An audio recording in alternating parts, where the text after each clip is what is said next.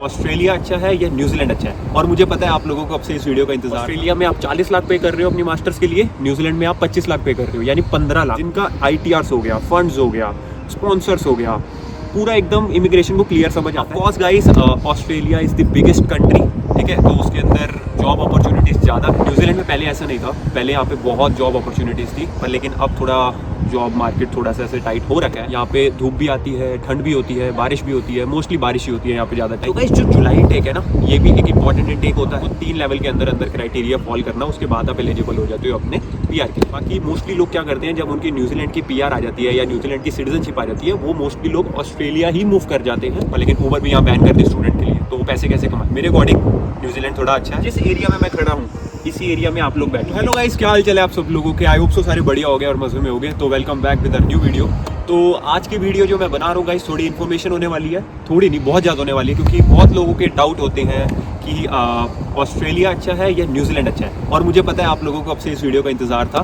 तो first of all guys, फिर से थैंक यू, क्योंकि आप लोग जो इतना सपोर्ट कर रहे हो मेरे को, क्योंकि आपके सपोर्ट की वजह से जो मोटिवेशन मिलता है ना, तभी मैं वीडियो बनाने के लिए इनकरेज होता हूँ बहुत ज़्यादा।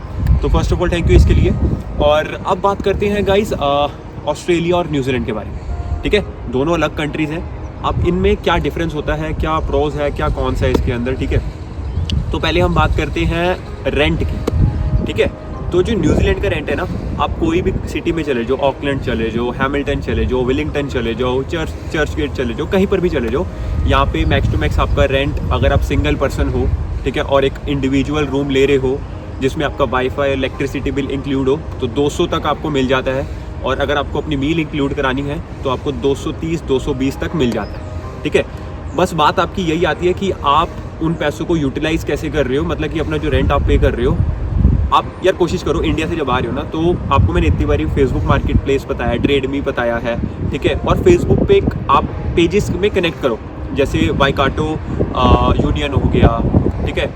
ऐसे ऐसे ना बड़ी सारी यूनिस है वहाँ पे, मतलब कि यूनियन बनी हुई है, तो उस पर जा जाके आपको थोड़ी हेल्प मिल जाएगी और आपको घर ढूंढने में थोड़ी आसानी हो जाएगी। तो जब मैं अपना एक्सपीरियंस बताता हूँ, जब मैं इंडिया से यहाँ पे आया था, तो मैंने इंडिया से ही अपने लिए यहाँ पे अकोमोडेशन बुक करके रख ली थी। तो मैंने फेसबुक मार्केट प्लेस से करी थी, वहाँ पर जाके मेरे को एक अच्छा घर दिख गया था, तो वहाँ से मैंने, जो यहाँ का ओनर था, तो ओनर से ही बात करके उसी को मैंने इंडिया से, भाई कोई फ्रॉड नहीं होता यहाँ पे, इधर कोई फ्रॉड नहीं करता, इंडिया से यहाँ पे बॉन्ड दे दिया था अपना। और बॉन्ड देने के बाद जब मैं आया था, मेरे को उन्होंने की दी और गुड टू गो, ऐसे हो गया था मेरा। तो यहाँ पे जब आप आ रहे हो तो आप देख के आना कि आपका जो रेंट मिनिमम रहने वाला है 200 के अंदर अंदर रहने वाला है। अगर आपको खाना बनाना नहीं आता तो 200 से ऊपर जाएगा, नहीं तो आपको मिल जाता है 200 के नीचे नीचे भी मिल जाता है, ठीक है। अब बात करते हैं ऑस्ट्रेलिया की। ऑस्ट्रेलिया में जो रेंट है वो थोड़े से ज़्यादा एक्सपेंसिव है, ठीक है, न्यूजीलैंड के मुताबिक। अब अगर आप न्यूजीलैंड में मील इंक्लूड लेके अगर आपको 220-230 पे करना पड़ रहा है, वहीं आप ऑस्ट्रेलिया में 280 तक भी दे सकते हो, या 300 तक भी आपका रेंट जाता है, ठीक है। तो ऑस्ट्रेलिया थोड़ी ज़्यादा एक्सपेंसिव है। तो ये होगी अब रेंट की बात। अब बात करते हैं गाइस स्टडी की, यूनिवर्सिटीज़, कॉलेजेस कहाँ की ज़्यादा अच्छी है और कहाँ, ये बहुत लोगों का फैक्टर होता है कि भाई कहाँ पढ़ा जाए जहाँ पे अच्छी स्टडी मिले कम पैसों में और उसकी वैल्यू हो फ्यूचर में, ताकि अपनी जॉब सिक्योर करके हम PR या सिटीजनशिप हो सके। तो सबसे पहले बात करते हैं हम ऑस्ट्रेलिया की। तो गाइस जो ऑस्ट्रेलिया है ना, ऑस्ट्रेलिया की स्टडी एक्सपेंसिव है। अब क्या होता है, ऑस्ट्रेलिया में 2 साल की मास्टर्स होती है, मास्टर वो भी लेवल 9 में ही होती है, काउंट होती है। 2 साल की मास्टर्स होती है, और उस मास्टर्स में आपको क्या होता है कि आपको पर सेमेस्टर फीस पे करनी होती है। जैसे पर सेमेस्टर आपकी 10 लाख रुपए फीस है, तो आपको हर सेमेस्टर 4 सेमेस्टर हो गए, 1 साल में 2 सेमेस्टर, 2 साल में 4 सेमेस्टर, तो हर सेमेस्टर आपको 10-10 लाख पे करनी है।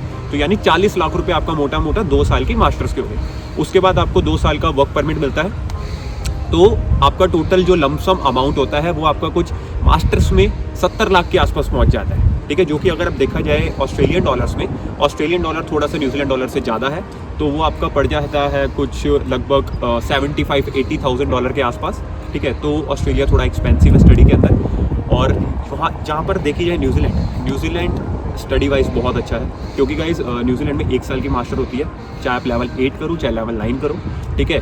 और ज़रूरी नहीं है कि आप यूनिवर्सिटी, क्योंकि बहुत लोगों का ये होता है भाई यूनिवर्सिटी आना चाहिए, कॉलेजेस जाना चाहिए। भाई आप वो देखो जहाँ पर आपको स्टडी अच्छी मिल रही है। यहाँ पे 8 यूनिवर्सिटीज़ है टोटल, जिसमें वाईकाटो एक बहुत अच्छी यूनिवर्सिटी है, आप यहाँ पर आके अपनी स्टडी कर सकते हो, ठीक है। वाईकाटो हो गई आपकी, वो वेलिंगटन यूनिवर्सिटी होगी, विक्टोरिया यूनिवर्सिटी, बहुत अच्छी अच्छी यूनिवर्सिटीज़ है यहाँ पे। तो यहाँ पे क्या होता है कि वो आपके ऊपर डिपेंड है, आपकी पॉकेट कितनी आपको अलाउ करती है फीस पे करने को। मेरे अकॉर्डिंग वाईकाटो बहुत अच्छी है और यहाँ का इंफ्रास्ट्रक्चर बहुत अच्छा है, बहुत बड़ी यूनिवर्सिटी है और आपको सीखने को बहुत कुछ मिलेगा।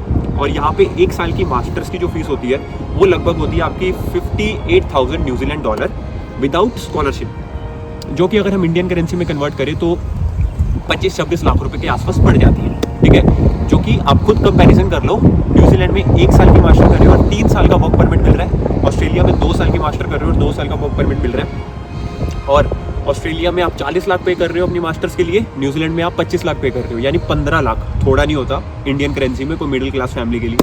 तो 15 lakh is a very big difference. और उसके बाद आपको ऑस्ट्रेलिया में अपनी फीस के साथ साथ वहाँ पर आपको अपना लिविंग अकोमोडेशन भी शो करना होता है। ठीक है, और यहाँ पर आपको जो शो करना है मनी वो 20,000 न्यूजीलैंड डॉलर होता है, FTS बोला जाता है यहाँ पे। FTS फिक्स डिपॉजिट टर्म होता है। इधर आपको इमिग्रेशन, अगर आपकी AIP आती है, AIP के अंदर आपसे इमिग्रेशन अगर वो टर्म्स एंड कंडीशन मांगती है कि AIP क्या होता है, आपका अप्रूवल ऑफ प्रिंसिपल, आपका वीज़ा आ गया, ऑस्ट्रेलिया न्यूजीलैंड इमिग्रेशन ने आपका वीज़ा अप्रूव कर दिया। ठीक है, तो जैसी आपकी AIP आती है उसके अंदर आपके लिखे होती है कुछ क्राइटेरिया, जैसे आप अपनी 1 साल की मास्टर की फीस पे करो, और दूसरी चीज़ होता है या तो आप FTS पे करो, या तो आप किसी बच्चे को इंटरव्यू भी नहीं आता और FTS भी नहीं आती। तो वो किन बच्चों का नहीं आता? जिन बच्चों के सारे फंड्स सॉर्ट होते हैं, जिनका ITRs हो गया, फंड्स हो गया, स्पॉन्सर्स हो गया, पूरा एकदम इमिग्रेशन को क्लियर समझ आता है, एकदम विजन क्लियर है कि भाई ये बंदा सॉर्टेड है, स्टडी करेगा और स्टडी करने के बाद अपने घर चले जाएगा। ठीक है, तो ये चीज़ सबसे ज़्यादा ज़रूरी रखना, अपने फंड्स एकदम सॉर्टेड रखना। और अगर आप स्टडी के मामले में पूछा जाए तो न्यूजीलैंड ऊपर है मेरे हिसाब से, न्यूजीलैंड एक ऑप्शन ले सकते हैं आप स्टडी के लिए, चीपर है, ऑस्ट्रेलिया महंगी है ज़्यादा। ठीक है, तो अभी हमने रेंट कवर कर दिया, स्टडी कवर कर दी, अब आप बात करते हैं जॉब्स की। Of course guys, Australia is the biggest country. ठीक है, तो उसके अंदर जॉब अपॉर्चुनिटीज़ ज़्यादा है क्वाइट कंपैरिजन न्यूजीलैंड एक आइलैंड है।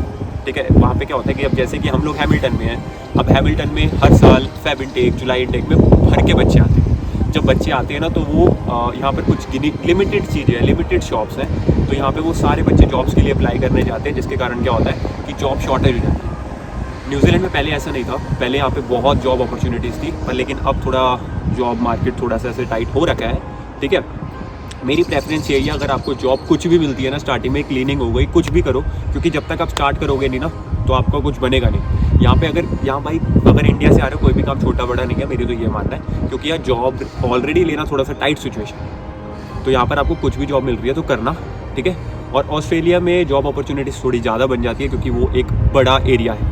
छोटे एरिया में भीड़ बढ़ेगी तो जॉब अपॉर्चुनिटी ऑफकोर्स कम होएगी, बड़े एरिया में अगर बंदे ज़्यादा आ भी जाते हैं तो वो जॉब्स डिस्ट्रीब्यूट कर जाते हैं और वो उनको जॉब मिल जाती है। तो जॉब अपॉर्चुनिटीज़ में गाइस ऑस्ट्रेलिया थोड़ा ज़्यादा अप है। ठीक है, स्टडी में न्यूजीलैंड अप है, जॉब अपॉर्चुनिटीज़ में ऑस्ट्रेलिया अप है, और हमने एक और पॉइंट कवर करा था रेंट में भी न्यूजीलैंड ही अप है। तो 2 पॉइंट्स न्यूजीलैंड हमारा ले चुका है, तो अभी हमने 3 पॉइंट्स कवर कर दिए हैं। अब बात करते हैं यहाँ पे वेदर कैसे है। वेदर आप देख लो गाइस, दोनों कंट्री का सिमिलर है। ठीक है, यहाँ पे धूप भी आती है, ठंड भी होती है, बारिश भी होती है, मोस्टली बारिश ही होती है यहाँ पे ज़्यादा टाइम। तो ऑस्ट्रेलिया में भी सिमिलर यही वेदर है एज़ कम्पेयर टू कनाडा में यार बर्फ़ पड़ती है, वहाँ पे जब बर्फ़ पड़ जाती है फिर क्या होता है कि आपको जॉब पे थोड़ा टाइम होल्ड मिल जाता है 1-2 महीने का, कि वो खुद ही ओनर बोल देता है कि भाई बर्फ़ पड़ गया, सीज़न बेकार हो गया, तो अभी आप काम पे मत आओ। तो एक यहाँ पे एक बेनिफिट है, यहाँ बारिश पड़ती है, बर्फ़ नहीं पड़ती है, तो यहाँ पे आपका जो सीज़न रहता है 24 मंथ के लिए वैलिड रहता है। ठीक है, तो वेदर कंडीशन इज़ गुड। और अब बात करते हैं इनटेक के बारे में, जो जुलाई इनटेक आ गया। तो गाइस जो जुलाई इनटेक है ना, ये भी एक इम्पॉर्टेंट इनटेक होता है।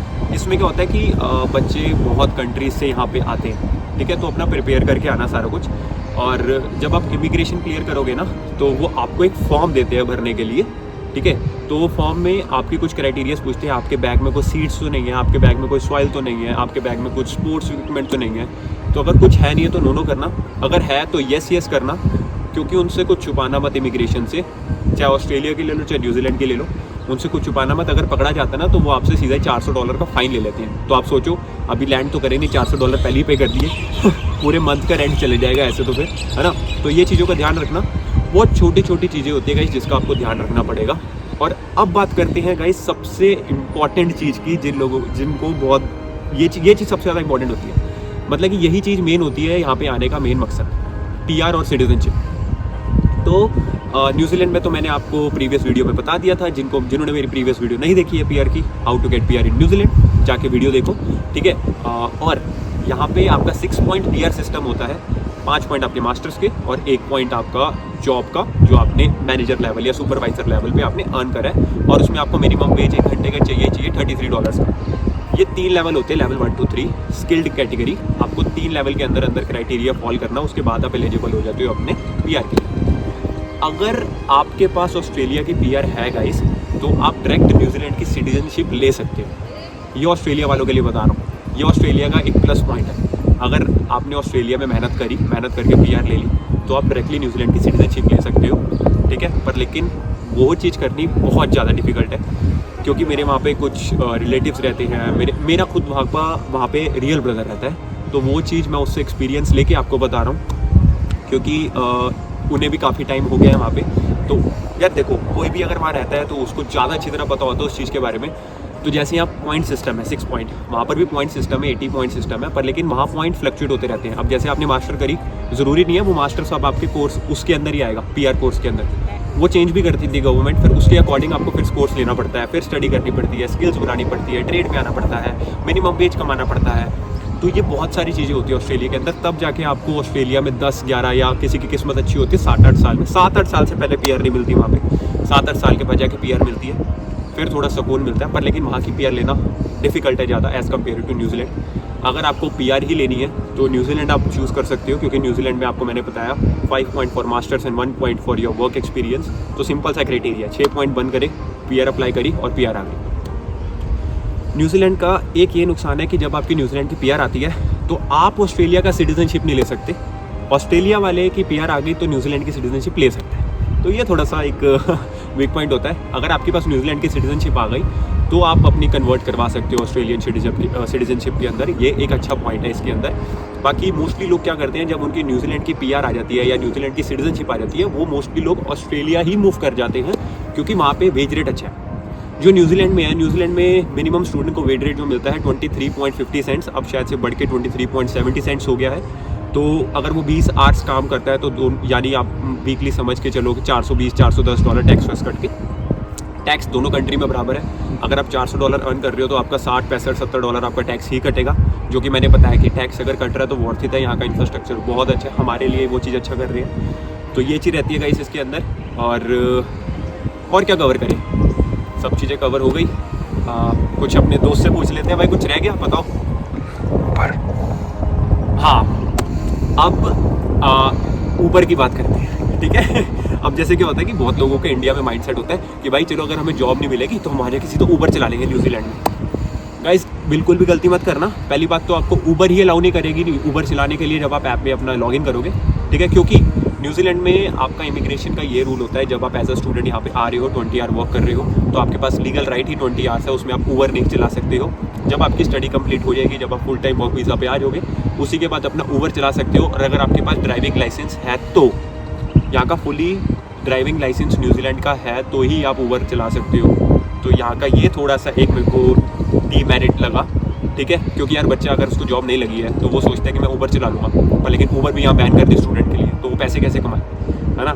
फिर वो बच्चा क्या करता है कि आखिरी ऑप्शन कीवी, खेतों में जाता है, जो कि मैं आपको रिकमेंड बिल्कुल नहीं करूँगा। आपको रिकमेंड मैं इसलिए नहीं कर रहा, बेकार चीज़ है वो, एक वर्स्ट सिनेरियो है गाइस। अगर आपको कुछ चीज़ नहीं बन रही है तो सर्वाइव करने के लिए करना पड़ता है। यहाँ पे कोई शहंशाह वाली लाइफ नहीं है, यहाँ सर्वाइव करने के लिए करना पड़ता है। तो वो अलग सिनेरियो, वो अपना एक ना गाइस अपना मान के रखना, वो सबसे लास्ट ऑप्शन रखना, ठीक है। सिक्योरिटी हो गई, कीवी हो गई, इनको लास्ट ऑप्शन रखना। क्योंकि अगर आपकी एक बारी पैसे के पीछे मत जाना, हमेशा जाना स्किल के पीछे।